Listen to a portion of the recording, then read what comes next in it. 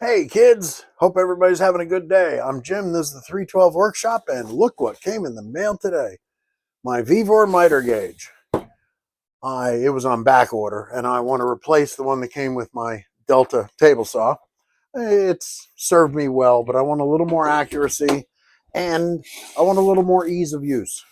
So hopefully that'll work. Anyway, let's jump in. Now, I will admit they pack it really well.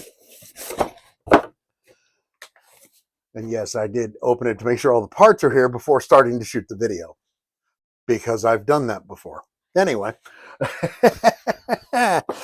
but packed very well. Here is the miter gauge sans the fence. Here is the fence with its appropriate markings, which I will admit, I don't really know why they put markings on this, because you definitely don't want this aluminum touching the blade. And the 1-inch mark goes dead to the end, but you know, it could work. It could work. And we have the flip down stop block. Boy, they packed this thing very well. There we go. Here's the flip down stop block. And a little bag of tools. And good Lord, the little knob. And in the bag of tools, but I ripped it, unfortunately, is a small washer that's going to go on the knob when I put it on. I will set things over here. And of course, they send you tools for adjustments, but I have lots of tools, both mechanics tools and woodworking tools. So we will set this stuff over here real quick and remove the top to my work table top to my saw. The small shop, you got to do something. There we go. All right. Now, the first thing you want to do is make sure to adjust this so that it slides in the miter slot freely but tight. And there are four, that's interesting. There are four holes. Here we go, we'll get a little better view there. There are four holes, one back here and down the line. And they have an Allen screw in them with what looks like a small ball end that may be sprung into it. But it's interesting because there's an Allen in the farthest one, an Allen in the next one in, and in the back, but there's none here, which is kind of weird. Maybe I got one that somebody just didn't put it in, but I am going to remove this one and put it further back. Reason being is the back of the miter gauge at times is out of the slot. And I think that that will ensure that it's a little tight. There we go. And just thread it out, being careful not to drop it. Although I will admit, get yourself one of these. It's a telescoping magnet. Not so much because I don't want to get on the floor, but inevitably you drop something and it rolls on something or under something. You know what I mean? There's a little, there it is. It's probably a little tiny, focus, there we go. Probably a little tiny spring-loaded ball bearing basically in there. That's probably what it is. There we go. Thread that in. Doo-doo-doo. It really isn't that complicated to set up, but, and there is a little disc here for, like in this case, the Delta saw has a groove that this will slide into. You might be able to hear it. I'll get you a little closer here. Hang on. Here we go. Yeah, I do all my own filming, editing, so on and so forth. Trying to build this channel, but we'll see we'll see how it's going. I've gotten a little bit of traction. Okay, you see it's a little loose. So you effectively turn these clockwise and the little bearing will come out the end. Just a hair. You don't don't want it a lot, but you do want to eliminate that little bit of slop. All right.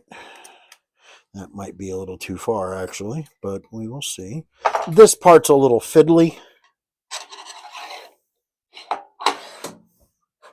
Yep, that back one I brought out too far.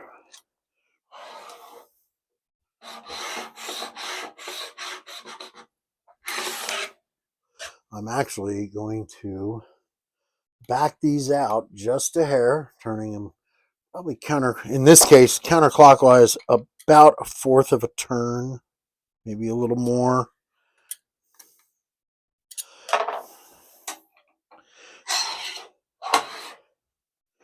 Nice and tight.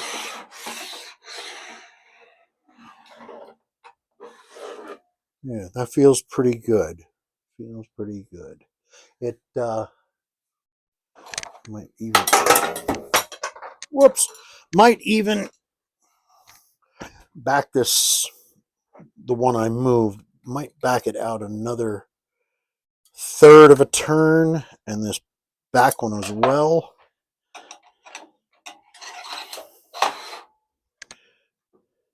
It does have a little bit of slack, but you got to force it. You know, again, that's those spring ball bearings, captured ball bearings. That seems pretty good. Okay, next step is to loosen these two pieces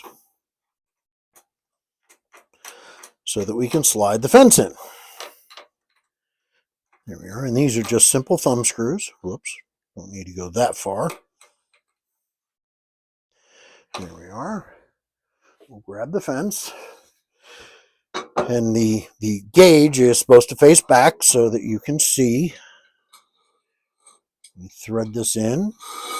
Now, I want to lift it just a hair off the bench. And I could use tape, but buy yourself a pack of playing cards. They come in real handy in the shop. Fact is, over the summer, I put a new screen door on the shop door. And these came in real handy to use as spacers. And they can be used for cabinets and anything else that you need a measured clearance of. Should be pretty good. Okay, my wing seems to be falling a little. I'll have to readjust that, but just make sure you've got just a little pressure down. You've got your cards underneath. Now I've used 2 playing cards on either side. Give it a quick tighten, just like that, and just like that.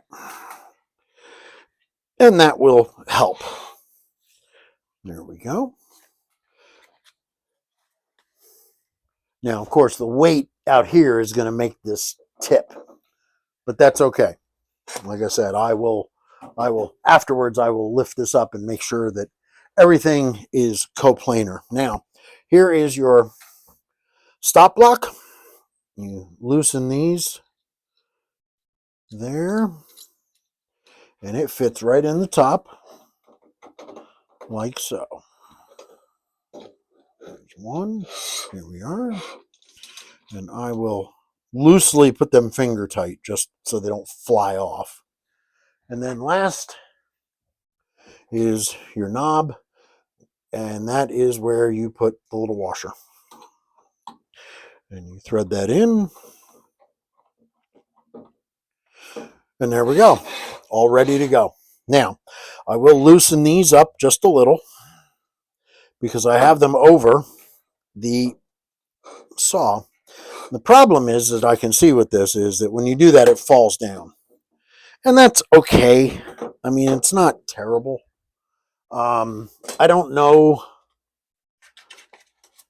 I don't know if that's going to be an issue on the top of the saw, but I do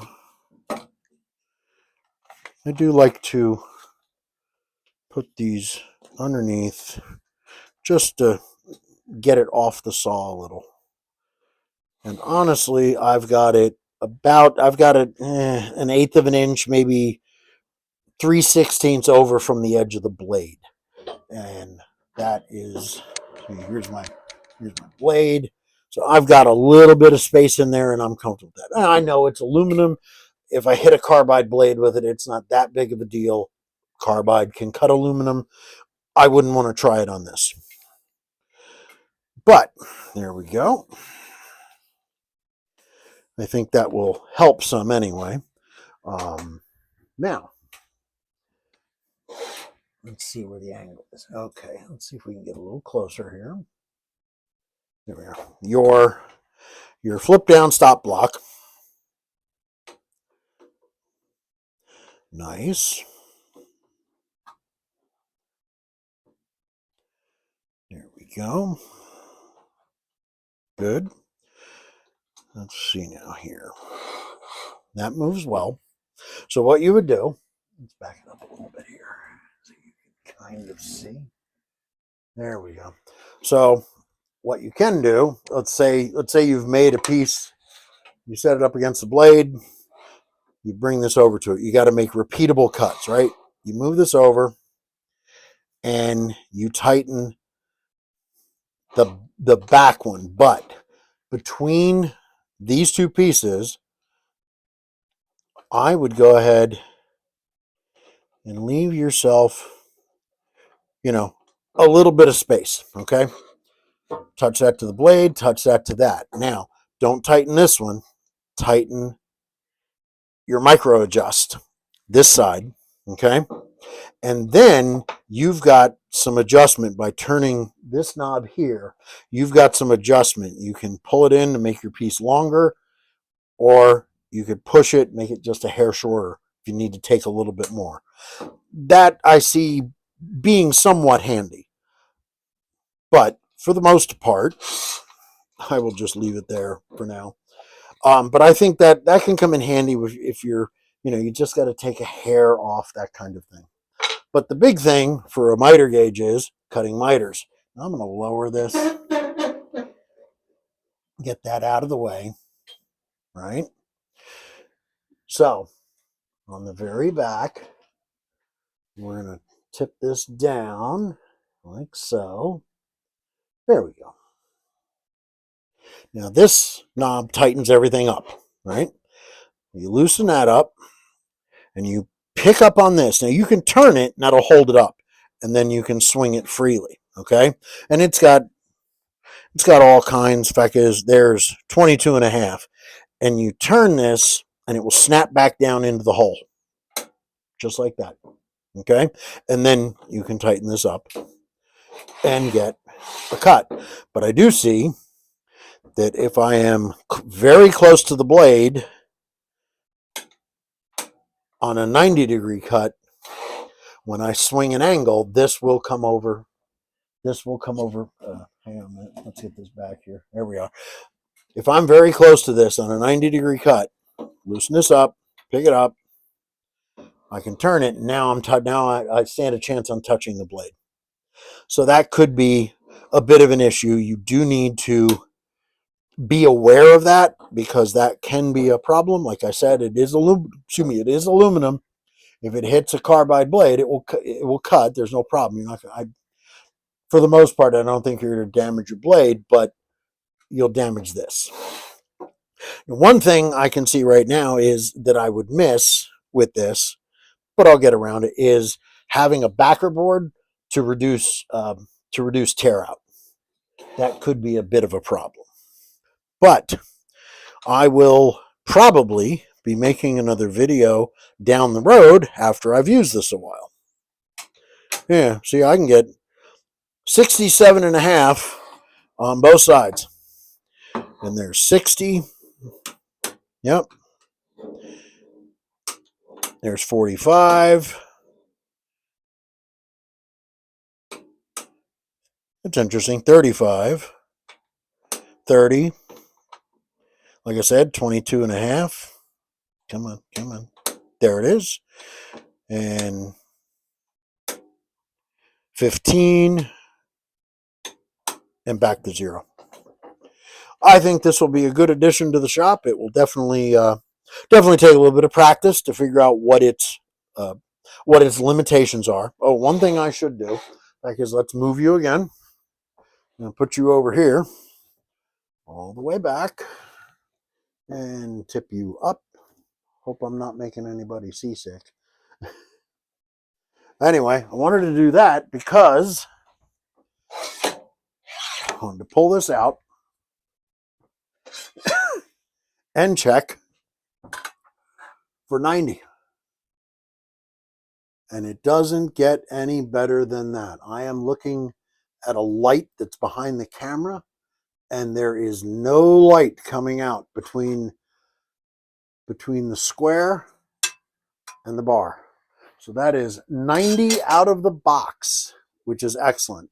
Evidently, you can adjust this, but from the reports I'm seeing about these, there really isn't a problem with it. And for the most part, there are occasional issues, I presume, in shipping, but they pack it well enough. It's not moving anywhere. Now, I bought the simple one. This one is 2 feet long. It does not have an extension. I did not see the need for an extension. It just, I don't have that big of a shop. I'm cutting something 36 inches long. That can get a little tough. And I have a radial arm saw. So for 90 is not a big deal. If I need to put an angle on something, that's going to be a different animal. I tend to leave my radial arm saw set at 90 because it's an older Craftsman and it gets knocked. It won't. Sometimes if I do a 45 and return it to 90, it doesn't go back to true 90. But there you go. A quick assembly guide and some brief thoughts on the initial assembly and what this Vevor Miter gauge will do. Anyway, thank you for stopping by. More videos are coming. Hope you come by. Click the like and subscribe button if you can. And hey, buy me a coffee. I got a coffee link in the thing down below. Thanks. Have a good one. Bye-bye.